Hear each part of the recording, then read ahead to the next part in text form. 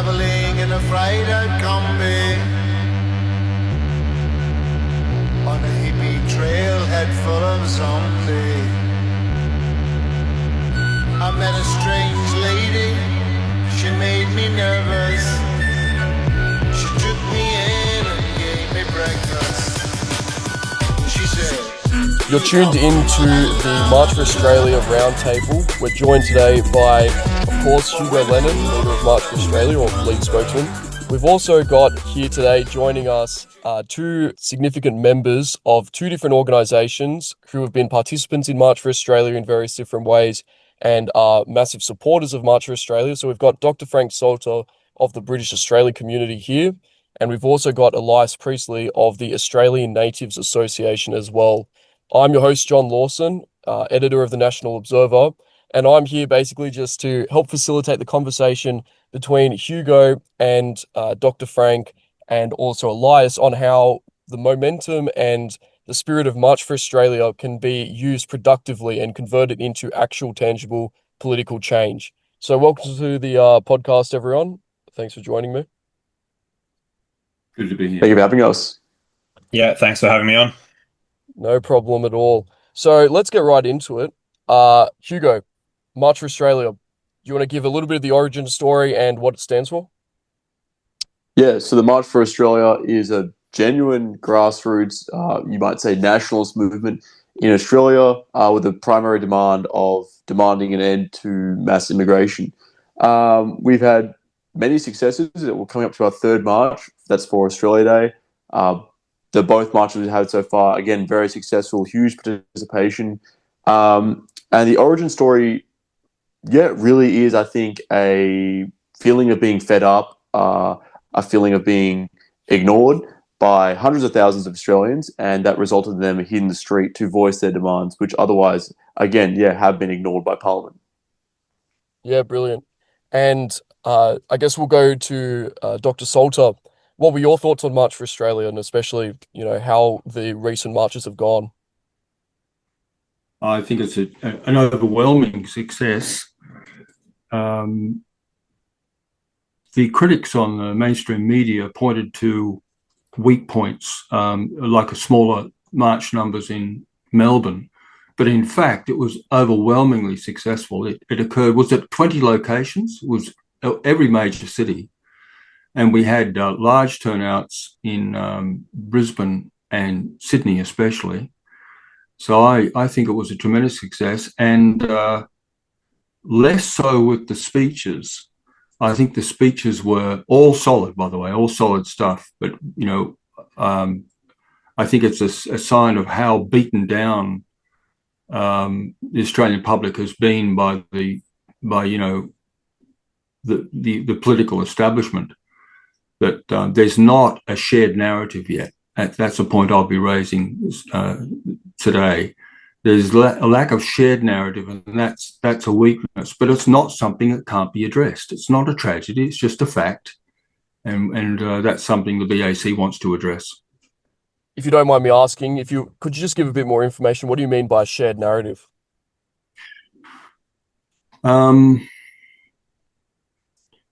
There's a lot of mixed messages, all of them valid, by the way. For example, steep housing prices. For example, competition for living space, leading to that. The terror problem, crime problem, and so on. A lot of this was raised in speeches, but the replacement migration that's going on, the horrific demographic nature of what's happening, was less emphasized. And there were some standout speeches, by the way, in that regard, but not enough in our view. And so we'd like to see more of a shared narrative where people will, of course, they'll have their own particular interests. They might be frustrated that they can't buy a house if they're a young family and so on, but they would all agree on some critical points, like it's not good that Australia become un-Australian. It's not good that we have large communities of dual loyalty. dual loyalty at best for a lot of them. So that's our mission to. It's an educational mission, really, from the BAC. Well, of course, one of the best speeches delivered was by Professor McInerney, who's a prominent member of the British Australia community and has spoken at BAC in the past. And he spoke specifically on those issues of identity that I think are really bearing down on Aussies that are experiencing the weight of multiculturalism. And I'll throw to you, Elias. March for Australia. What did the ANA, what did the Australian Natives Association think of it? Well, generally, there was a lot of support for the march in the association. Um, People were involved in individual capacities. Obviously, it's a grassroots movement, and it's not, directed or has any really input from any organizations on that sort of association level. But yeah, individual members were very supportive of it, involved in some organizational roles or security and that sort of thing. But look, generally, we thought it was a tremendous event. It was great for morale. It was really an expression, we see it, of nativism, really a popular, non-ideological expression of this nationalist feeling that we do need to get our country back. And it's very good to see that a lot of people have that feeling and the courage to get out there, and that's great. But similar to what Frank said, the problem with the grassroots movement is that you don't have that sort of ideological or shared narrative cohesion, and that can lead to some limitations, which is really why one of the reasons I think it's worth having this conversation and saying, well, what's the role of groups like BAC and ANA in relation to something like March for Australia? It's absolutely something we're going to jump into, but I wanted to throw back to Hugo. You've pointed to in the past the huge benefit of having a big tent coalition organizing these marches. Do you still see that to be true? And what are some of the benefits that you see in having such a large group of people involved with so many different perspectives? Yeah, I definitely think the philosophy of the March for Australia has been wanting, I guess, all ideas that can be presented regarding the topic of mass migration and ending it to be presented. I suppose that stems from the fact that we live supposedly in a representative democracy, and to live in one, ideas need to be represented.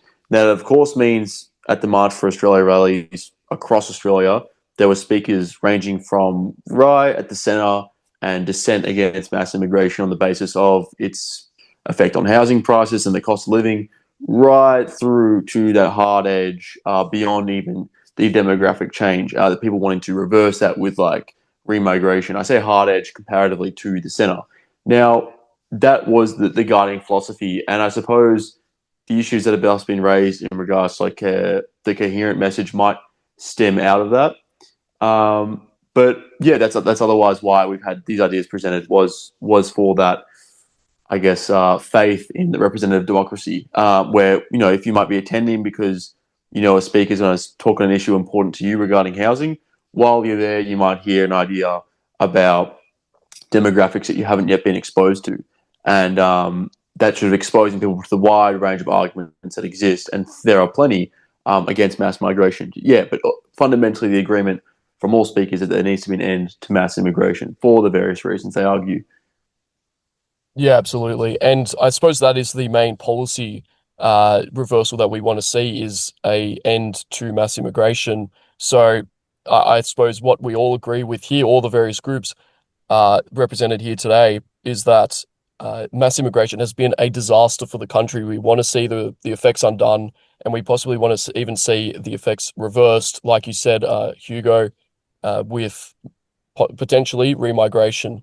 So to go back to you, Dr. Salter, just wanted to see, what do you think that some of the limitations might be of the March for Australia? Obviously, you expressed the lack of shared narrative. Do you think that marching will be an effective way to change the direction our country is headed in? I think there is real potential for it to satisfy that goal, of developing some depth to the ideology or the beliefs, the values of the marchers. At present, it's still all over the place, and each of those places is healthy. Don't get me wrong, It's fine. Houses are too expensive. It's insane. Crime in some ethnic communities is outrageous at outrageous levels. Well, that's all true.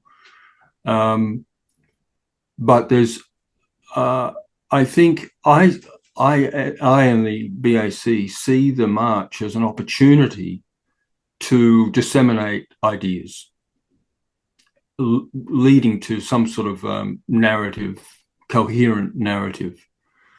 And so we've been advising members participate, and if you want to, speak and talk about some of the core values of the modern Australian nationalism, like basically self-rule. I mean, nationalism is essentially at its core, and this is why it's universal to humans. You know, we have hundreds of nations in the world. They all want home rule. That's fundamental, and that's something that's being taken away from us. So that leads me to make the comment about some of this doctrine. People are so naive. For example, what is an ethnic group? What is your ethnic group, if one is asked? People are quite often confused. What is, about what an ethnic group is and what is a nation? Some of the basic distinctions which academics, credible academics, solved generations ago. What constitutes a nation? And people don't know. It's not their fault. The mainstream media lies to them. The school system lies to them. The university system does the same. The level of the intellectual level of studies of ethnicity and nationalism is absolutely appalling. It's basically controlled in large part by people who basically hate Australia, hate white Australia. So I think there is real potential to use these marches to open up discussion, and good ideas will take hold, and bad ideas people will say, well, that's a bit extreme, or that's a bit silly. So I support the big tent idea of the marches. That's all right. I suppose it's a genuine place for tolerance, isn't it? Well, where would you see March for Australia's mission connecting with the British Australia communities? Because obviously the British Australia community is solving a different problem from the March for Australia, where you have the march, it raises mass awareness. Obviously, news media was just absolutely blanketed with coverage of March for Australia, and rightfully so. It was probably the biggest event of its kind in recent history. I mean, since the Trump election sort of sparked some patriotic protests out here, I'd say March for Australia even exceeded those in attendance.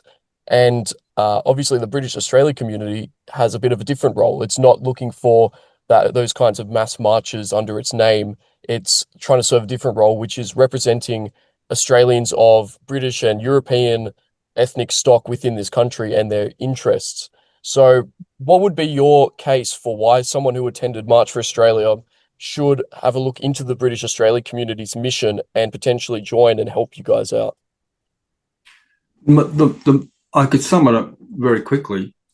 The advantage of the BAC, and I think the ANA as well has a lot to offer, is that it can shortcut your search for understanding by years. The BAC has a strong academic contingent, and they've recorded their lectures and their talks and their speeches on video, audio. We have books that have been produced by the BAC on the related topics. For example, the referendum concerning the voice to Parliament. We produced a short book on that topic. We have another book, our main book is really a textbook of Australian nationalism, called, can you help me with the title there, John? Anglophobia. Testing you. Very good. I'm just testing you. Anglophobia. Glad I could help. Unacknowledged hatred, the unrecognized hatred. So there's a lot there. And I just say to people, look, you might end up, you might look at our material, listen to our videos and say, that's not for me. I disagree. I doubt there's going to be many people who are concerned about replacement level mass migration who will not find a lot of our material useful, and it will shortcut your understanding. Next comes activism. If you want to do something about it, instead of attending a march once or twice a year, and which is good, networking and meeting people and showing your anger, that's fine. But if you want to get involved in lobbying, in producing videos, in producing articles, press releases, this sort of thing, then we are an organization that needs you. We need people of competence, people who are level-headed, and we're heading towards setting up a branch structure statewide, nationwide, but at state level and then at local level. So that's one of our ambitions. Actually, the March for Australia sort of caught us on the hop a bit, I've got to say, and here's the reason. We're not attempting really. We're not focusing on mass membership at first. We were deliberately pitching our material, our videos and books and so on, at a pretty high intellectual level. And that was deliberate because we were looking for university students, young professionals, old professionals, lawyers, doctors, people who have a natural leadership position in society. And we want to build that leadership structure, which can then take the next step to mass membership.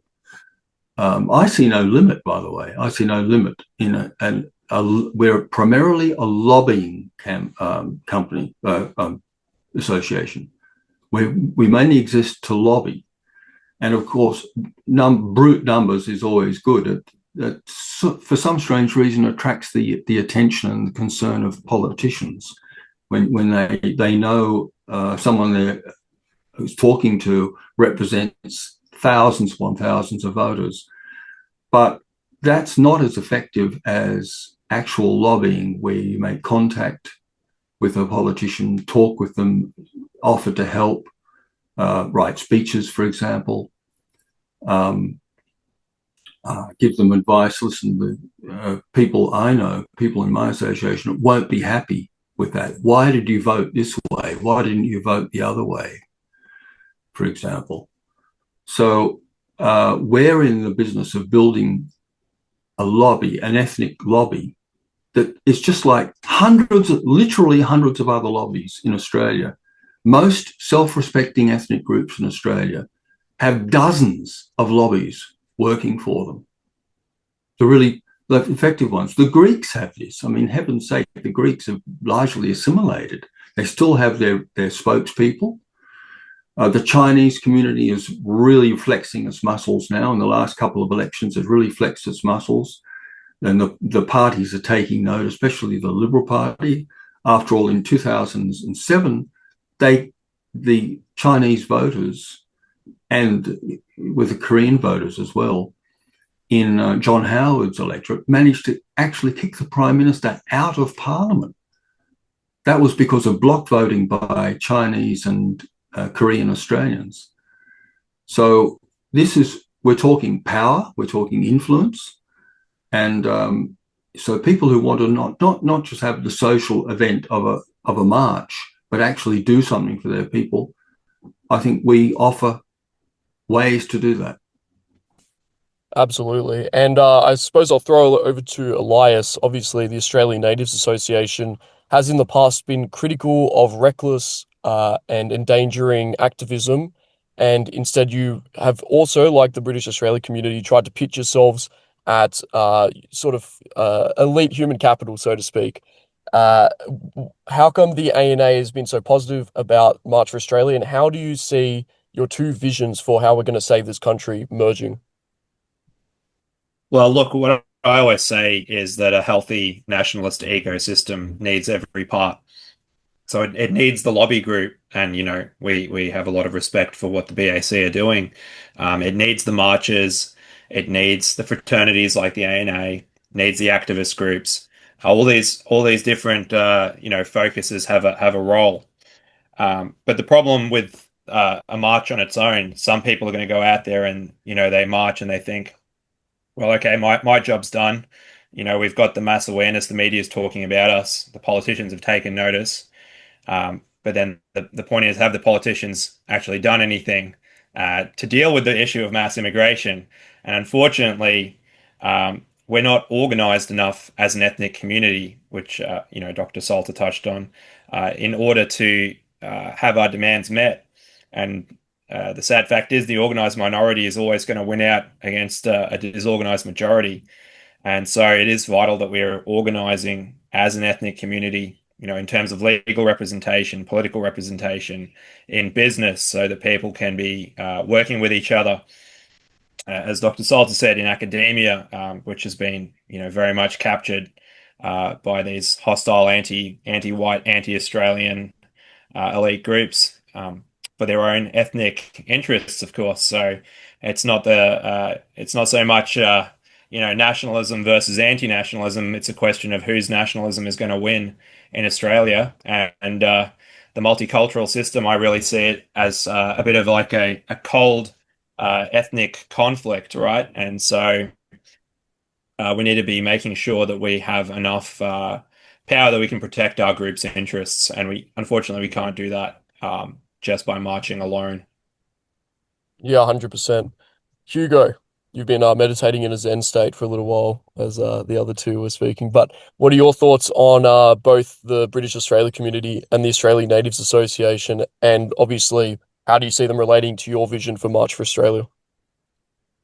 Yeah, well, I think, like as I was discussing earlier, in regards to like that coherent messaging, something like the BAC, the BAC, the British Australian Community, with their PAC, the Political Action Committee, I believe they call it the backpack. That was really instrumental because it was like one of the first times in Australia where you had like intellectuals participating in, I guess, in this discussion we could call it narrative building for politics and espousing views which are like arming people with this higher level of discourse, which will then hopefully trickle out into the population. And the next March for Australia, things are more coherent and so forth. Years down the line, that is extremely instrumental. Maybe it's not. I can't maybe say it's the first time the sort of intellectuals have got together for that, but it's certainly, I think, in my recent memory, which might be short, the most prominent. And it looks like it was a fantastic event that was put on there. Exceeded expectations for many people, and so that is where the BAC has already played like a very instrumental role in even addressing the problem Frank had with the March for Australia. Sorry, all these acronyms are getting caught up in my head. MFA, BAC, ANA. So it's like, he's already basically taking steps that in a roundabout way will solve the problem he's had with the March for Australia. So that's somewhere where the BAC has been very prominent.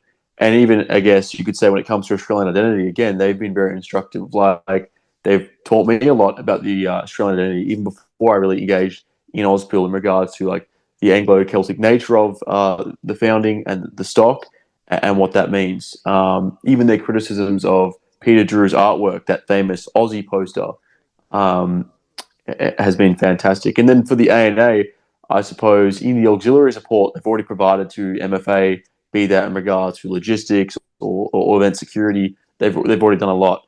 I suppose groups like the ANA can draw in people with that next level of interest in organising, because I think, as we discussed, like it's one thing for, I guess, the general broad masses to march, but it's another thing for them, for those maybe who can and feel like they are able to and are interested to actually organise at a group level, and that's when ideology is further advanced, away from maybe just like carnal, general street things that you go against immigration for, up to ultimately what BAC is trying to craft in reference to Australian identity and reasons to be against immigration that aren't just maybe not initial housing costs, but other more fundamental things to the national character. And so it's almost like a synergy, really, that is forming in the Australian I guess you might have to say right wing because it's identity based politics, where all these groups now learn to like play off and work with each other, rather than exist in like a way that is too individualized for each other's efforts to, I guess, even work towards one common goal. And sometimes, as we've seen with some groups, maybe work against that common goal. But that's what we're seeing now. And I think I'd attribute all of it maybe to do with the attention aspect, because as some people on the call said, they want it to be an elite thing where you identify leaders and you draw in leaders to the movement, and that's where real change will come from. That is true, but they can't really make the change in I guess, a parliamentary electoral way unless the masses are also on board as well. So the picture I'm painting is you have this big synergy of the ANA's organising, the BAC's organising, the MFA's organising, all, I guess, culminating in one joint effort, be it from the messaging to the street to the individual activism that the ANA may get involved in. It is just synergistic. And that's sort of, my view on the organisations. Yeah, no, absolutely. I think that's very common sense. I think everyone sees that, March for Australia is a huge success. Obviously, your huge following that you've attracted, especially with a lot of young guys and girls as well.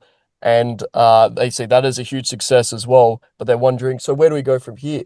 Obviously, a lot of people look and they say, well, there's one nation, they're rising in the polls. They're very, successful at the moment, but they're just insufficient. And they're not really giving me exactly what I want, which is unabashed Australian nationalism.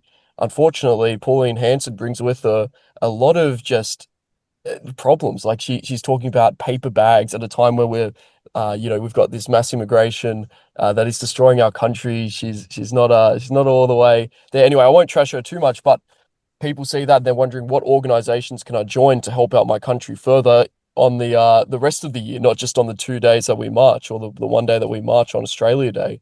And so the British Australia community and the Australian Natives Association are providing that for people where they can join groups that meet more regularly, that have tasks for them to help out with in order to progress our politics, move the ball down the line. And they're providing a great patriotic service to everyone. But Hugo, you did touch a little bit on the importance of attracting the masses. You've obviously been extremely successful in it. What do you think needs to be the center point of our narrative that we're putting out there, of our content, of everything that we do, in order to bring the masses of the Australian people onto our side? Because obviously a lot of people are still very apathetic, and then there's the occasional retarded leftist that you need a judo throw into the pavement. I don't think we're ever going to win them over, but what's your perspective on the messaging that we need to be putting out to convert everyone else that is possible to come around to our worldview? Yeah, I guess I refer then again to Frank's comments on, his goal, I think, of the founding of the BAC and some of their messaging and rhetoric to attract sort of more elite, like people in peak industries and such that have leadership potential. There is that, and messaging, of course, has to be tailored to them. But sometimes, many times, that messaging can completely tune out the masses. Because the masses, I'd like to overuse this word, but their approaches to many political issues can be quite, I guess, carnal.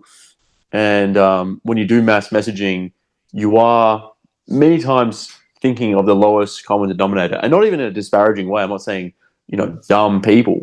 I just mean that, especially now in the media diet that the majority of the population has, the masses have, is short form, is quick to digest. They're not ready to sit through, not yet at least, like a full Frank lecture. They're not ready for, to read the entire Anglophobia as much as they should.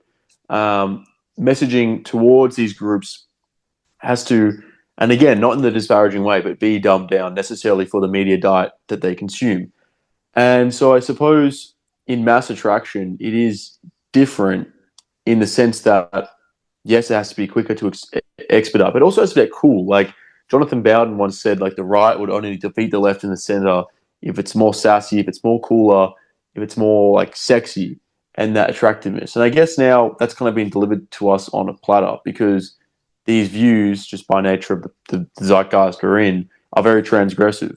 And there is a natural tendency in the population, especially the masses, to kick against what is seen as mainstream. And I said it's handed to us on a platter because what is now mainstream is like so antithetical to the interests of the majority of Australians, that it is actually in their interest to be transgressive towards it. So not even by nature of like people wanting to be, especially the youth, to kick against what's normal, but now it's actively in their interest too, and certainly for their descendants. So I think that messaging in the mass doesn't even entirely have to be dumbed down to the degree that rhetoric is hidden behind layers of, we're talking about housing, but secretly talking about immigration.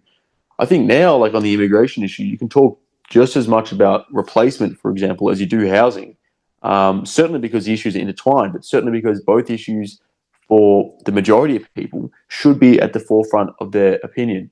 And so I guess increasingly the rhetoric that we're espousing to like the mass populations is actually similar to or getting closer to a Salter lecture or Anglophobia, just expedited in that smaller context that's easier to digest. But I guess the intellectualization of them comes as these ideas are, I guess, in basic principle, first principle, understood. And that is, for examples like Australia should remain Australian.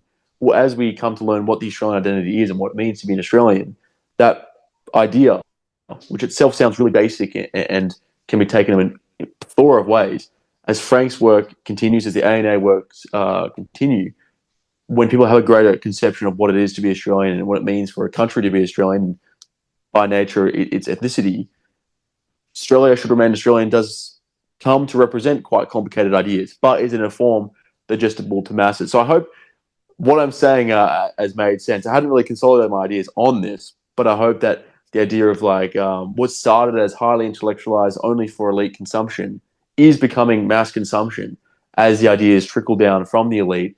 And I guess people like myself package them in digestible ways. These ideas and the patterns of them are actually being understood by people. And so, we're moving away from carnal, we're moving towards the more attractiveness without losing the core philosophies. Yeah, I think that's absolutely spot on. And to use another Bowden quote, he talks about how a lot of speech codes are put in place not so much to limit the ability for academics to speak freely about topics of immigration, about housing affordability, of course, or especially on racial topics. I mean, you can speak about them in a very abstract, genealogical way without offending the sensibilities of the middle class and the censors. But of course, the censorship laws and the inability to say insensitive racial comments really affects the working class and those who have that radical fire within them and can very much be moved to very speedy action. And so that's the real reason that speech codes exist and are in place. I want to open up the floor to Dr. Salter and up to Elias as well, just to speak about how do you see, I suppose, in a broader sense, elite theory, quote unquote, playing out in the March for Australia and the BAC ANA sort of sphere in the nationalist world. How do you see those who we would consider the intellectual elite, many of the doctors and professors who the British Australia community has attracted, and the working classes, the middle classes, those who go to work every day and would just love to see their country improved, connected? How do you see those two being aligned in order to achieve our political mission? You guys are free to speak and discuss on that. I'll go first. Elite theory is one of the strongest areas of political science. It's recently, I think about 10 years ago, a major study was conducted in the United States, which found that America is no longer a republic; it's an oligopoly, and that is rule of the wealthy, rule of the powerful, and that's true across the Anglosphere. Okay, so, and we shouldn't be surprised by that because every society throws up elites, and we just hope and pray that the elites like us, because elites have tremendous influence. Not complete in a democracy, the people can stage a backlash and throw governments out of office. Yes, that can happen, but the slow, steady grind of day-to-day politics favors elite rules. elites ruling. Elites can hire professional lobbyists, for example. A billionaire can have a whole department of lobbyists working for him or her. Most people have, what do they have? Their own lips, their own speech, and a vote once every 3 years. So understanding how elites work is very important. What's happened in Australia and the rest of the Anglosphere over the last, most of the post-war period, actually, I'd say, beginning in the 1950s, shortly after the war, World War II, was that for various reasons, and I won't try and summarize it as a single cause, I'll just describe the phenomenon. Elites began to drift away from their Western countries, especially influential elites, the corporate elites that controlled the media, the mass media, for example. And until recently, with the rise of the internet, that's all we had. We had the mass media, centralized mass media, and they were generally on the left and generally opposed to white interests. It's just a fact. The best studies of this have been done in the United States. There's an extensive literature on this. I've really got access. There's a book by Eric Kaufman called The Rise and Fall of Anglo-America, 2004, Harvard University Press. It's a top book. It raises so many amazing facts. For example, that these elites that essentially captured the quality universities by 1950. By the 1950s, he concludes the elite universities in the United States were captured by the radical left, beginning not in the 50s, but beginning by the 1920s. It was already underway. So this is, it's like a tectonic plate process. It's slow, it can be relentless, and it can really shape our lives and basically destroy our societies. Now, the BAC, in light of elite theory, BAC sees itself, it's a critical function, a critical goal of us is to develop an alternate elite. They wouldn't all belong to us, of course, but we'll be influencing elites, if possible, signing them up as members, which would be great. And it is happening at the intellectual level. Unfortunately, not at the financial level yet, which I'd like very much to happen. The left has That's put right. together... I'll lock in and get you some money. Don't worry, Dr. Salter. I'm on it. Yes, yeah, thanks. Every $10 helps. The left has put together something that is extraordinary, which is a synergy. It's a synergistic process, going back to what Hugo was saying. They have strong intellectual elements to them. People churning out books, articles, lectures, appearing on television as experts, and this sort of thing. They also have corporate sponsorship with generous donations. The left-wing organizations, for example, in the United States, these left-wing lobby and watchdog organizations, it's a whole category, very important category called watchdog organizations that basically shut down white Christian free speech and punish selected leaders of the patriotic movements. They're so well funded.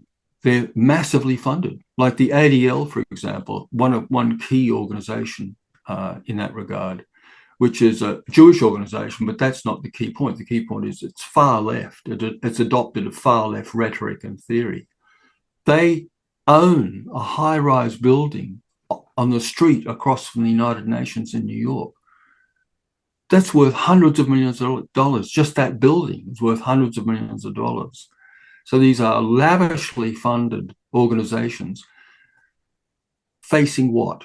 What did we have to oppose them? Well, basically no organizations at all. That's not quite true if one goes back and begins to analyze it carefully. The RSL acted as in effect, as a nationalist organisation in the certainly in the interwar period, and in the post-war period through to maybe the 70s.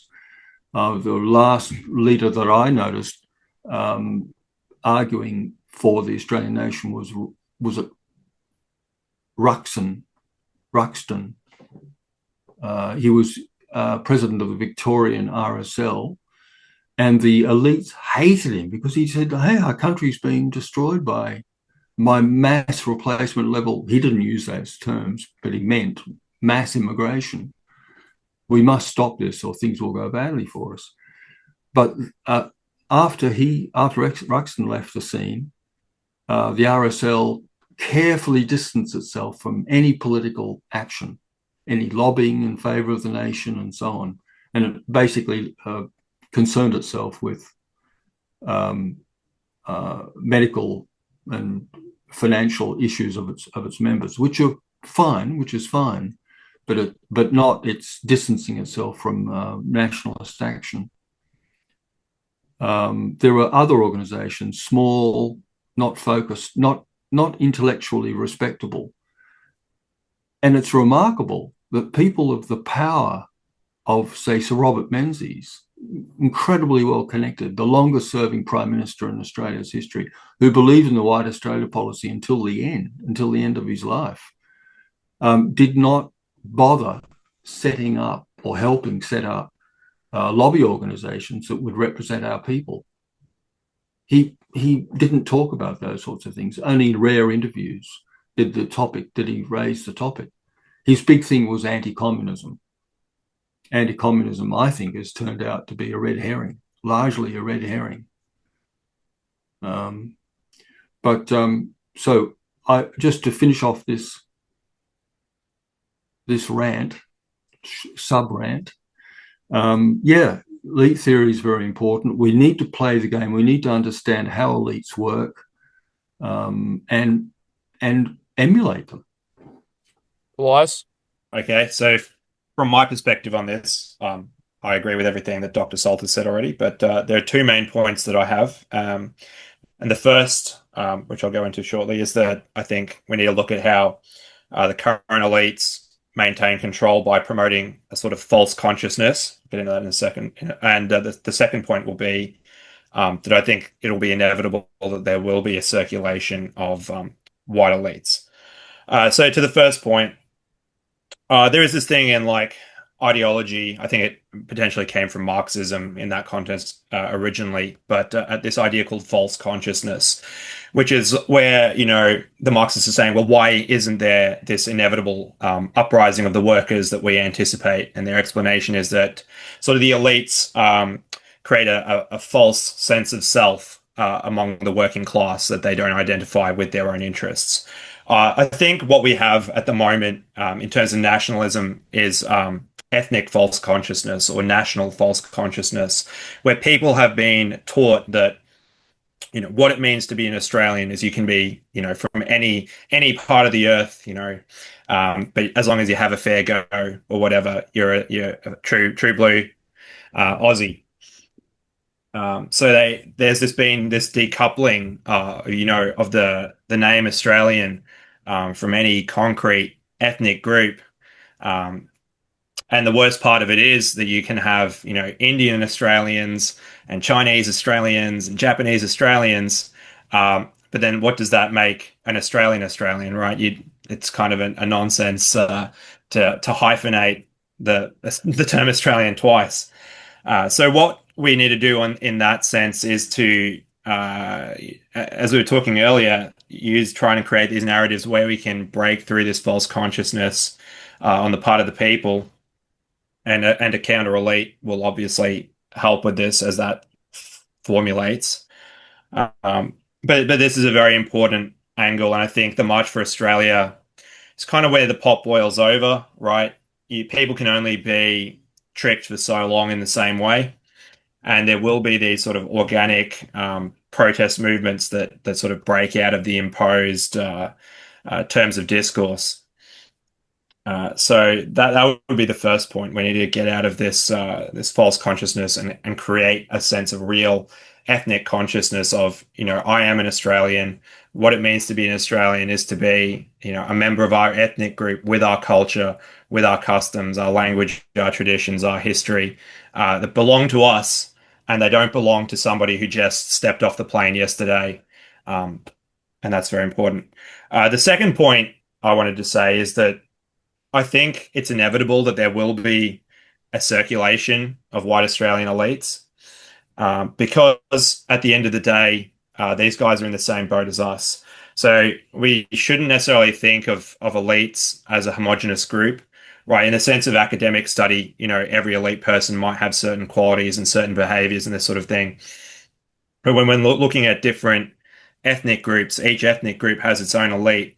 They're trying to get their people into these well-funded, positions that are created for these people. What is it, human rights commissioner or whatever, where they're on hundreds of thousands of dollars, um, and there's ridiculous sort of things, right? Only one person is filling that position. So in that sense, there is competition between all these different groups.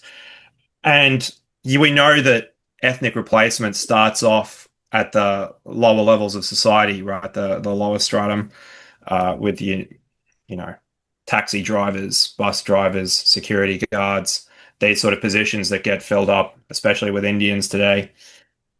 But progressively, we're getting the Indian IT workers and the Chinese doctors, and that's starting to go all the way up into the elite positions.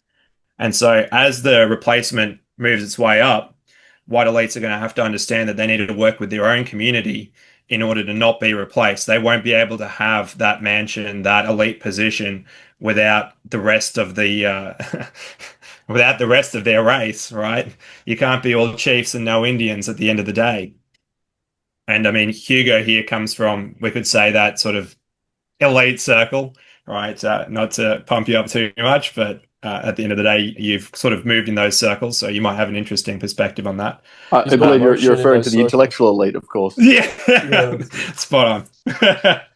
But yeah, I think it is inevitable, and it's just a matter of how much power is going to be held by the counter elite when they come over to our side. Is it going to be a position where we can implement something like remigration and restore the demographic situation of the country?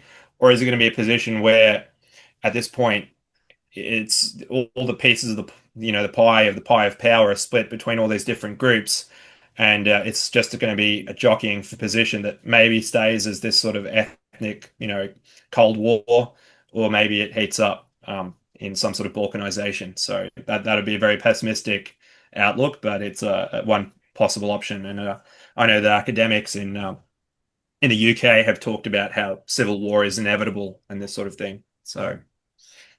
Yeah, exactly. Dr. Salter has to head off. We do have one more topic to cover, but we'll just say farewell to him. Thank you for joining us. It was very insightful what you're able to provide. Yeah, salute to the Patriots. Thank you. Thanks very much, John, and everybody. Thank you very much for coming on. Nice meeting you. All the No best. problemo. And Wonderful. the Thank British you. Australia community can be found on pretty much all platforms. But what was the URL? The URL is britishaustraliancommunity.com.au. There you go. All right, so anyone can go check that out. Thanks, Thank you very everybody. much. No worries. Bye. Now we can discuss 6'7". Now the median age of the speakers has just dropped about 30. No. That's right. That's right. Finally, I can relax. It's always stressful when we got Dr. Soldier on because he's Yeah, there's a doctor. It's he's like, like a oh, these professional, big words. Yeah, exactly. It would be remiss of me to wrap up the podcast without talking about obviously the very horrible shooting that took place just this week down in Sydney, in Bondi, in Sydney, New South Wales. And uh, it's so tragic, but what makes it even more tragic is just how foreseeable it is, how preventable it is.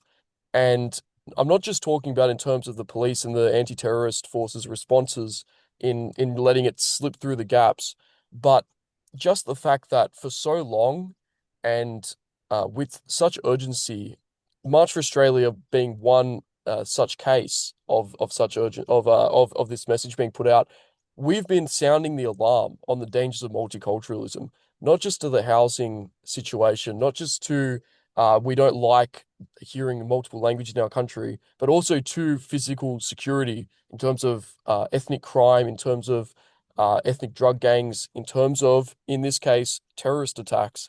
What was your guys' reaction to that? And I mean, we've seen both Auspill and also the ANA put out some messages on that, but what were your guys' initial reaction to that? Uh, yeah, since I started speaking before Elias, I guess I'll take the podium. Um, yeah, I mean, it is shocking, but when you live in the community we've now created in Australia, where there are so many nations living in close proximity, nations like, for example, if you want to compare or who hit who, the Jewish and Muslim communities have like long standing resentment. Sometimes it's one sided, sometimes it's not. There's a back and forth. There's a conversation now, primarily from admittedly the left wing circles of whether these shooters were acting in retaliation for what was happening all the way overseas in the Middle East. But this is sort of what you then have to nurse when you're the host nation, like when you're Australian, because what we're seeing now in the wake of this attack is restrictions on speech. I think particularly even they're mentioning racism as something they want to crack down on, and they want to enforce social cohesion because by nature of these nations living in close proximity, again, many of them with these long-standing feuds, there is going to be that it's not cohesive. And so you have to duct tape together this society with laws and control over speech, so as to maybe try and ignore these differences that exist. And so the way I like to frame it is that multiculturalism begets authoritarianism. You have to be a strong state to stop these like natural beefs from occurring, and it can happen, yeah, at a religious level, at a racial level, at a national level. You might see that at the national level when it's Pakistanis fighting Indians. You might see it at a racial level when things, I guess, maybe flare up. You could even say Cronulla was partly racial. And then religiously, of course, with what just happened, there's a range of danger that can stem out from having these multicultural societies, which we are, or this government, enforces. Like in the wake of this attack, what did Albanese say? I think he literally said verbatim, diversity is our strength, where clearly diversity is not a strength, it's a weakness. And to make up for it, you have to have these laws that are authoritarian. But again, from multiculturalism. Because even, say, for example, the gun law restrictions that are coming into place now, I think the strictest they want ever, especially in New South Wales. Well, you can go back to when we didn't have terrorist attacks in Australia for a period of about 60 years. The first terrorist attack in Australia was 1915. That was the Battle of Broken Hill, where two Afghan cameleers shot up a picnic car full of Australians, a train car full of white Australians. They did so in response to the Ottoman Sultan's call for jihad. You can go all the way back then, and then after that, from 1915 to about the 70s, there was no terrorism, which I attribute to the White Australia policy, where there certainly was no multiculturalism. In fact, a very monoethnic or an attempt at monoethnic society. There was no terrorism for that period. However, in that period, what there was quite liberal gun laws, very liberal speech laws. The inverse, basically, of what we have now in every single way, and that prevented terrorism. And to even harp on the point more about these speech laws and gun laws, 11 years ago, at the Link Cafe siege, they enacted stronger gun laws. They enacted some stuff about clerics and speech. It didn't work because 11 years later, there's a more deadly attack. And so I guess what I'm explaining is that it is a product of the society that this government is building, that we see this violence, that we see this social cohesion frame.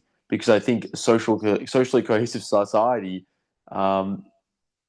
it cannot be born out of, or it cannot even really be forced out of a multicultural society. And the time that we were cohesive, where we didn't have terrorist attacks for a 60-year period, was when we were monocultural. We didn't need the gun laws or the speech laws. It was just a cohesive society by its nature. And so that's sort of the messaging I've already put out. And I think even just repeated it here in an even more disjointed way. But I'll pass over to Elias. All right, thank you. Yeah, I mean, similar points, but like what kind of rhetoric is coming out after this attack, right? You have these politicians, the Prime Minister coming out and saying the problem is, an epidemic of anti-Semitism and, far-right attacks on our community.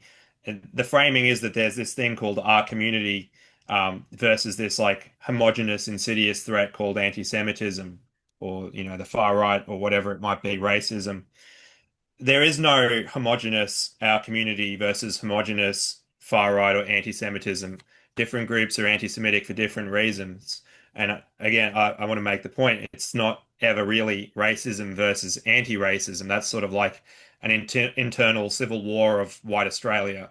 Um, Other groups don't have that in the same way that we do. They might take advantage of concepts like anti-racism to get their people into positions of power. Fundamentally, what is going on is whose racism is winning, right? And the Jewish people have their own ethnic interests, their own ethnic lobbies, and we know all about that. In the wake of this attack, they've come out and they've been able to put a lot of pressure um, on the PM and on the government. That you have calls for a royal commission from Frydenberg, John Howard, and so on. And so, you know, just to contrast with the March for Australia, just to take us back to the previous topic, right? you know, 15 Jews get gunned down, they're able to put all this pressure on. You have tens of thousands, maybe hundreds of thousands of Australians getting up and marching and demanding something, and we're not able to translate that into meaningful pressure on the government. So that would be an example, I think, live right now of the importance of elite theory. But really, yeah, this was an example of what in Australia is a cold ethnic conflict, or the conflict between, the Jews and the Palestinian movement, or the Islamic Caliphate movement in the Middle East. This sort of conflict, which in Australia has been cold, has now unfortunately gone hot, and unfortunately, some Australians were caught in the crossfire um, in this tragic event. But yeah, really, I mean, it's not really anything to do with us as nationalists, except that we're pointing and saying, look, this is what we're talking about. Uh, these are two groups that are having their conflict on our soil. Why do we need this here? Right? It's Well, I think it's it also does concern nonsensical. us, right? I mean, it's our nation. We've got an open war zone happening in our country, a PvP server opening up. Like, that's our concern as well. And I'd say the same thing about the Aboriginals that are badly behaved in a lot of the country. People say just give them one section and let them go do whatever they want to do. I mean, at the end of the day, it's a continent for a country, right? We want to have the whole thing be in line with our values, and it's just unacceptable to be having this kind of evil perpetrated on our soil. Yeah, well, unfortunately, the way I see it, it's not really our country anymore. Our country was, Australia under the White Australia policy, where our culture was celebrated. I mean, in the mainstream, we've moved away even from rhetoric of assimilation, and maybe that's going to come back briefly after this event. Perhaps there'll be some talk of values and that sort of thing in terms of vetting people that are coming here, but I don't think anything meaningful is going to translate out of that, because what are Australian values in the contemporary world? It can be anything, so long as it's not real white Australian, heritage Australian values, heritage Australian culture. And so when I said it's not really our problem, I mean it's not really something that we've caused, as nationalists. And I think that's kind of the implication when these politicians come out and say anti-Semitism is to blame, racism is to blame, the far right is to blame. They're trying to palm off some of the responsibility to us as white Australians advocating for our own people. Well, we don't go out there and kill people. We don't go out there and shoot people. White Australian, heritage Australian nationalists don't hurt people. Um, and so it's really a bit of a rhetorical trick that they're using to try and yeah, spread the blame where it doesn't belong. Yeah, no, you're right. You're right. A lot of good points made there. I also want to give the opportunity for what do we think that positive Australian nationalism or nativism is, in your guys' opinion? What I mean is, like, what's the positive vision? What's we're not just like, this is what we're against. What do we want to create in this country again? I may as well go first, given that I'm the nativist. But yeah, look, we want to continue developing from essentially where we left off. So sometimes people will say, well, the ANA has too much nostalgia or too much of a view to the past.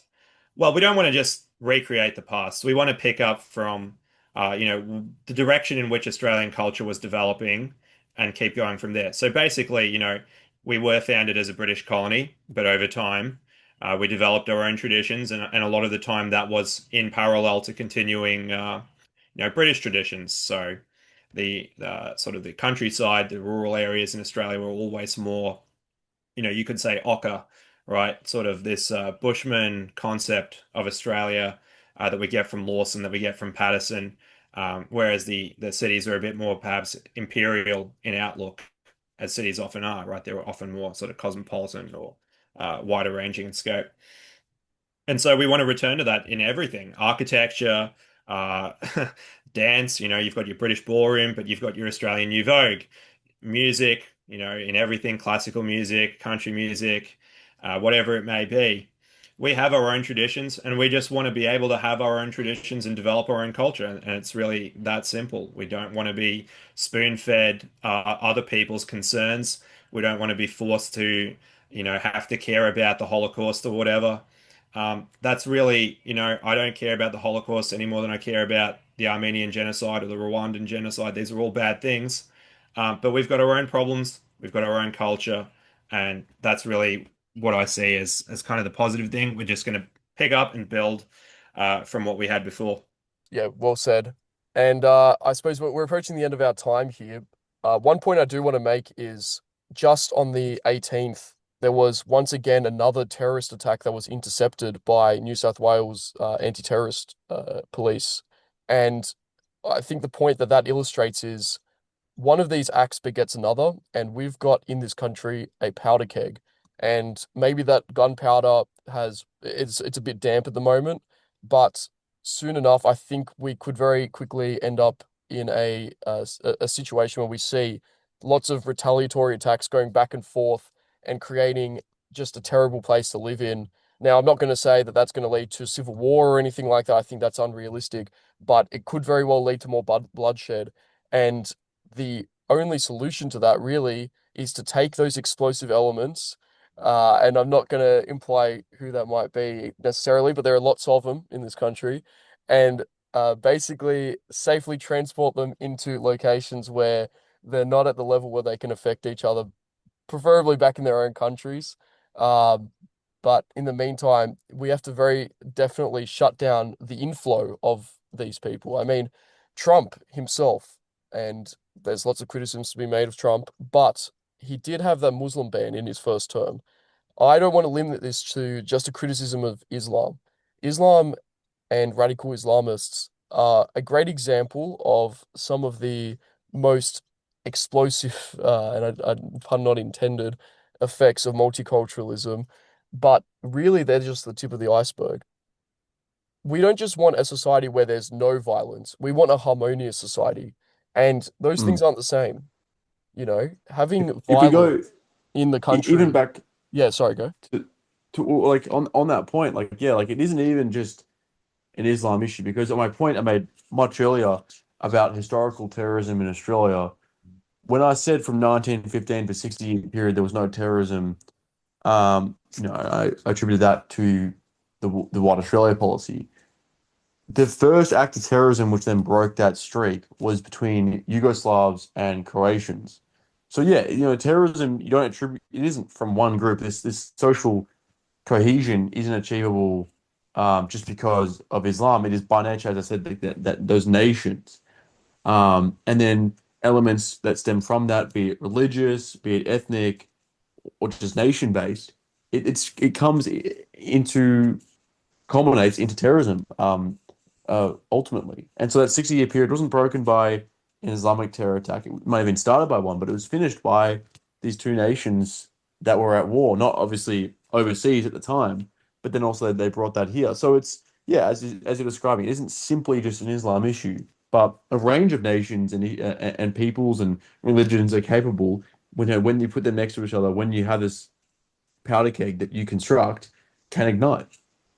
And that's the thing, right? We don't know when these foreign conflicts around the world will break out. India, Pakistan being another example, China, Taiwan. So many possible diverse communities within our country to mix and match in their violent feuds with each other. We can't list them all on this straight on this podcast, but why would we want those potential combustible elements within our country? Why do we want to be in a situation where Australia is limited geopolitically and politically because of those that live in our country? What we can't Mm. condemn the crimes of maybe China one day, like Scott Morrison tried to do, and win an election. Like there were many news articles analyzing Scott Morrison's election and whatever he sucked, but they did attribute in part his loss to the Chinese community defecting because he was trying to be tough on China. How can we have a Mm. country where you can't even criticize our actual geopolitical opponents and yes, allies as well in cases, without without a whole part of the population defecting and going against you? But It's just and not don't forget it's not here. integral to a successful society, and that's beyond just violence.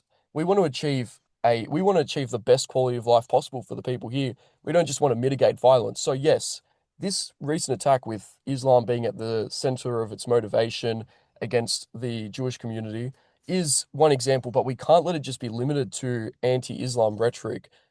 Just, I mean, obviously there are very serious criticisms we need to make of Islam in that community, but it has to be broader than that, and it has to be geared towards what country do we want to live in? And I don't think it's one where we are basically completely tied and stuck as basically a shopping mall of various different cultures that have to be tightly policed and managed and can only have their little space but can't express their identity too much and can't express their religion too fervently without causing problems. We want to create a bold new Australia that leads into the future, that can lead the world, that creates a safe, prosperous community for our people. But I'll throw to you guys and you give your sort of final statements and then we can wrap up. Yeah. So um, I would say, yeah, I think we want it's not so much as like what we were or what we are now, but like what we can move towards and build. Be it in principle, like wanting the safer society, and then from that, I guess, analyzing from our own history and what we are now, how we can move towards that. Um, but also, yeah, like in the actual like physical realm, like what necessitates the prior, what necessitates that cohesion that this government is so ardently trying to artificially enforce with their laws. Yeah, so there is definitely like a positive mindset. Not everything needs to be anti. It can just be the pro. Like we want, as I said, our family to do well. That doesn't mean we want every other family to do bad necessarily. And it's putting one first, putting Australia first. Is the slogan. But yeah, I think like, from the topics we've touched on, going right back to the start. I guess some actionable advice can be given to the listener, and it's just to get involved, be it hitting the next March for Australia on January 26th on Australia Day, or getting involved with the BAC by being a member or going to one of their public events like Backpack. And then even if you feel capable or want to explore the options, things like the ANA in the more, I guess, personally involved organizations like that. But whatever the case, they should do something.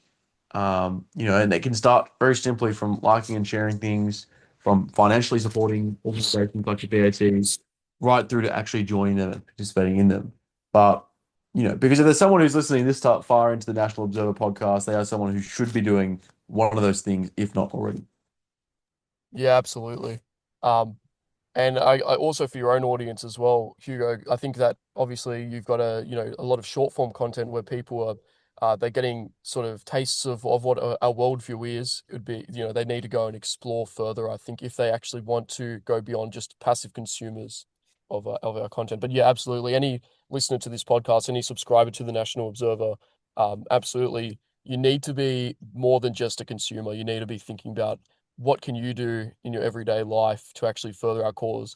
And if you're someone that, you've got a job, you've got a family, you've got aspirations for a relatively normal life, but you want to hold on to these great things from our country, such as our ethnicity being dominant within this country, um, that these organizations are great to join up with.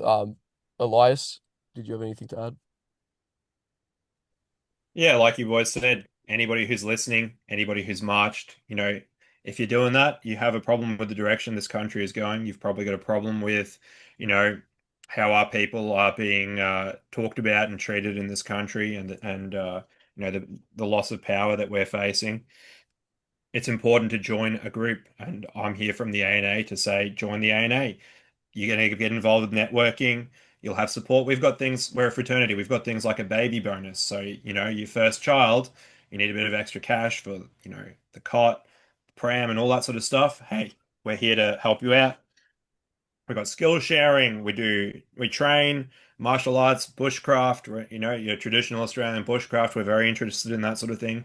About to have our first National Rangers camp, which is one of the things we're doing. But we also have the engineering interest group, the legal team, a legal fund where if you get into trouble for advocating for your people, advocating for Australian nationalism, we can be there to help you out if you're a member. But yeah, you can find us at osnatives.org. But I'd also recommend that, if you like to listen to podcasts, you're here, obviously, check out the Natives Razabout. And you can get some of that narrative, right? That historical perspective, things like the Rum Rebellion, the Eureka Stockade. What's the Australian nationalist perspective on those things? And you can find out a bit more about the worldview through that as well. But thanks for having me on, John. No, thank you to both of you, and obviously thank you to Dr. Salt, who had to dip out a little bit earlier. I think this has been productive. I look forward very much to the next March for Australia. I think it's going to really blow our expectations out of the water, especially because it's going to be on Australia Day. So good luck with organising that, Hugo. I hope that the attendance is, something that will be written in the history books. Yeah, it should be huge, and I think tentatively I've been named as the organizer for Melbourne. So let's hope I can put something big together, and we can have a display of patriotism that just echoes through time. Absolutely, absolutely. All right, gents. See you later. Have a Merry Christmas. Thank you too. Merry Christmas.